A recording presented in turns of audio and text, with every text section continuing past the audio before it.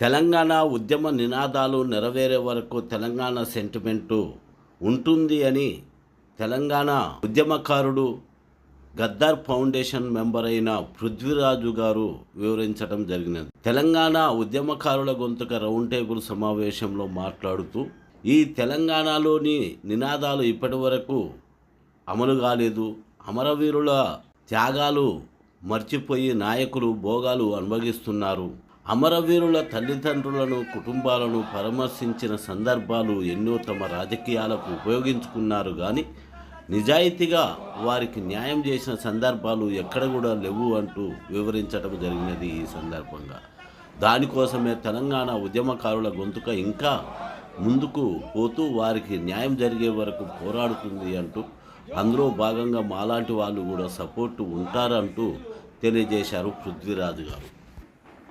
So తెలంగాణలో ఉన్నటువంటి sentiment ఈ ప్రాంతంలో ఏ ఆకాంక్షలతో అయితే తెలంగాణ గురించి భీకరంగా అన్నిటికీ తగ్గించి కుట్లాడినరో ఆ ఆకాంక్షలు నెరవేరే వరకు ఇక్కడ ఆ సెంటిమెంట్ ఎప్పటికీ ఉంటుంది. అదొక చిన్న నిప్పు రవ్వ, ఆనంద భాస్కర్ సార్ చెప్పినట్టు ఒక నిప్పు ఇట్లా తీసి అలా వరేస్తే పచ్చిగడ్డి మండినట్టు మండి ఆత్మగౌరవానికి దెబ్బ తగులుతున్నదనే ఒకటి బయటకు తెలిసింది కాబట్టి అది వాస్తవం కూడా.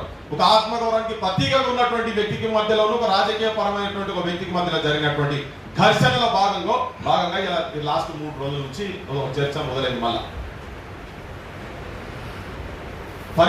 దీనికి పరిష్కారం ఏంటంటే ఇప్పుడు 2వ తారీఖు ఇన్వాల్వ్ మన భాగస్వామ్యం కావాలా లేదా అనే దాని మీద మొన్న మేము నిన్ననే ప్రెస్ మీట్ పెట్టినప్పుడు కొన్ని అంశాలు లేవనెత్తినాం. అమరులకు సంబంధించినటువంటి నువ్వు ఐడెంటిఫై చేస్తా అన్నట్టు మీరు చెప్పినే 100 రోజుల్లో కూడా మీరు ఏదైతే ఐడెంటిఫై చేస్తా అన్నారో కుటుంబాలకు సంబంధించినటువంటి 650 మందిని వెంటనే మీరు డీజీపీకి ఇన్స్ట్రక్షన్స్ ఇవ్వండి. మీ దగ్గర అప్లికేషన్స్ కూడా వచ్చి ఉన్నాయి.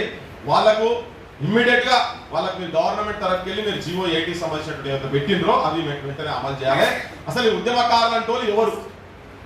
విఠల్ చెప్పినట్టు 250 గజాల గురించి కాదు అసలు. నేను పెద్ద నాకు అదేదో వస్తుంది దాంట్లో పోతుంది అన్నట్టుగా ఏం కాదు. కనీసం మీరు తిరిగినా మాకు ఒక కార్డు అంతే నేను చూపించుకుంటేందుకు నేను తిరిగినారా బాయ్, నేను ఉన్నా బాయ్ జిందాము అవి నేను తిరిగినా, నేను కొట్లాడినా, నేను జైలు పోయినా, తెలంగాణ అన్నోని నేను అనేది ఉంటే కూడా సరిపోతాను. కానీ ఆ ఒక్క తృప్తే, వేరేదేం లేదు.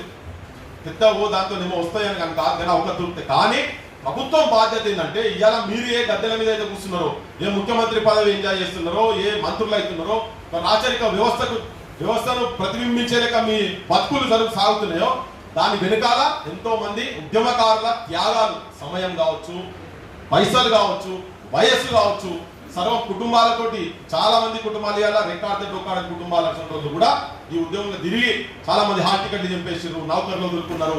ఇలా ఒక్కరు కాదు, కోపుల్లో 69 నుంచి ఇప్పటిదాకా.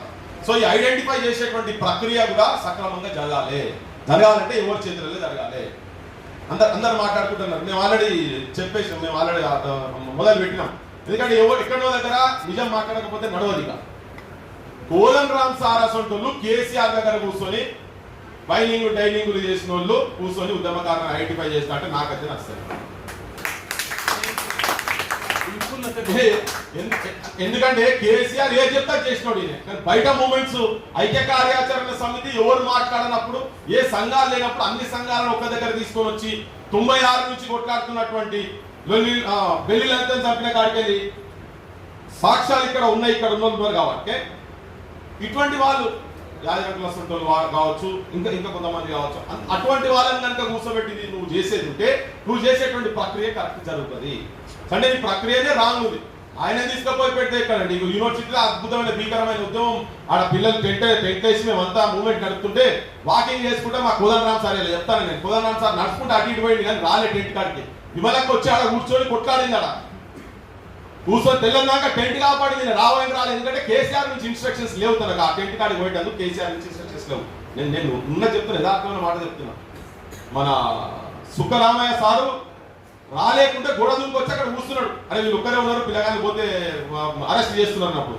ఇట్లా చాలా మంది అంటే ఉద్యమకారులు మా సొంతలకు కేసులు అయితే వాళ్ళకేమో అమెరికాలో బయట దేశాలకు వెళ్ళి వచ్చి పైసలు పంపిన వాళ్ళకు, మా సొంతలకు కేసులు అయితే మాకు మేమే చేసుకోవాల్సిన పరిస్థితి. అంటే చాలా మంది ఉద్యమకారులు ఇటువంటి వాళ్ళ చేతులలో గ్రాస్ రూట్స్ లెవెల్ ఉద్యమాలతో సంబంధం లేనటువంటి వ్యక్తుల చేతులలో కనుక కమిటీలు ఉంటే న్యాయం జరగాల్సిన కాడ అన్యాయం జరుగుతుంది, మోసం జరుగుతుంది కనుక అటువంటి వాళ్ళ చేతులలో ఉంటే అసలు నాకైతే ఫస్ట్ వీళ్ళు చేస్తారనే పెద్ద డౌట్ ఉన్నది. ఎందుకంటే ఇలా పొద్దున ఒక పెద్ద కాంగ్రెస్ ఆయన ఒక పెద్ద మిత్రుడు మాట్లాడి, కాదే మీరు మాట్లాడుతున్నా నువ్వేంది ఇంత ఇవన్నీ చెప్తున్నా, కాదే మీకు ఒక పాలసీ ఉండాలి కదా, మీకు ఒక ఆలోచన ఉండాలి కదా, మీరు 250 గదాలు ఉద్యమకారు ఎవడు అరే మేము ఓట్లు వేసుకుని చేసుకుంటాను మస్తు చేసిన బాగా అవన్నీ కూడా పట్టించుకుంటావు అని అంటాడు. నేను అవన్నీ కూడా పట్టించుకున్నా అంటే వాళ్ళ దగ్గర చిత్తశుద్ధి ఉందా లేదా అనేటందుకు.